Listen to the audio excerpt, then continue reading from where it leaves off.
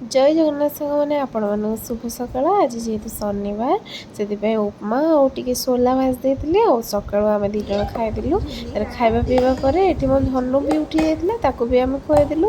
ତାପରେ ଖାଇବା ପିଇବା ତାର ବି ସରିଗଲା। ତାପରେ ଏଠି ଦେଖୁନାହାନ୍ତି ଖଟ ଉପରକୁ ଚେୟାର ନେଇ ଆସିଛି, ତାପରେ ଟିକେ ଖେଳ ତାର।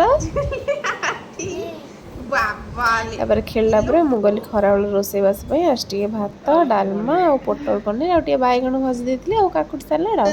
ତାପରେ ଆମେ ଖରାବେଳର ଖାଇବା ପିଇବା ପରେ ଏଠି ମୋ ଧନ ଦେଖିଲେ କଣ କରୁଛି। ହଁ କୁଇନ୍ ରାଟ୍ କାଇଁ ଟିକେ ଦେଖେଇଦେଲ ରାଟ୍। ହଁ ଲାଟ୍।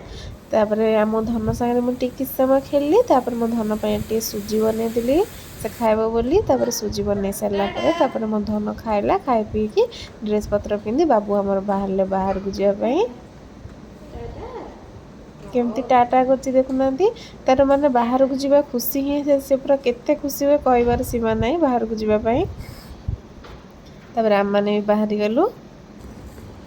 ତାପରେ ଆସି ପହଞ୍ଚିଗଲୁ ମାଆଙ୍କ ମନ୍ଦିରରେ ଆମ ମା ପୁଅ। ତାପରେ ଚାଲୁ ମାଆଙ୍କୁ ଦର୍ଶନ କରିବା ପାଇଁ। ଦୀପ ହରିକା ଜାଳିଦେଲୁ ମାଆଙ୍କ ପାଖରେ।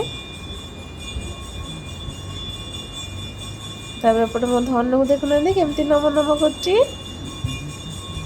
ନମ ନମ କରି ଜୟ ଜଗନ୍ନାଥ ତାର କହିଦଉଛି। ତାପରେ ଆପଣ ମାନେ ଏପଟେ ବି ମାଆଙ୍କୁ ଟିକେ ଦର୍ଶନ କରିଦିଅନ୍ତୁ।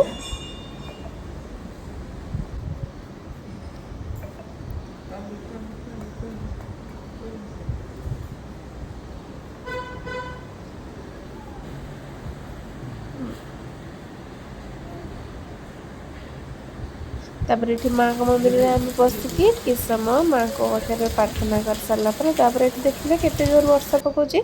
ତାପରେ କିଛି ସମୟ ପରେ ବର୍ଷା ଛାଡ଼ିଲା। ଇଏ ଯାଇକି ଛତା ନେଇ ଆସିଥିଲେ ଗାଡ଼ି ଭିତରୁ। ତାପରେ ଆମ ମା ପୁଅ ଛତା ଧରିକି ଚାଲୁ ଆଉ। ଆପଣମାନଙ୍କୁ ଏ ଭିଡ଼ିଓଟି କେମିତି ଲାଗିଲା ଆପଣ ନିଶ୍ଚିନ୍ତ କମେଣ୍ଟ କରି କହିବେ। ଜୟ ଜଗନ୍ନାଥ।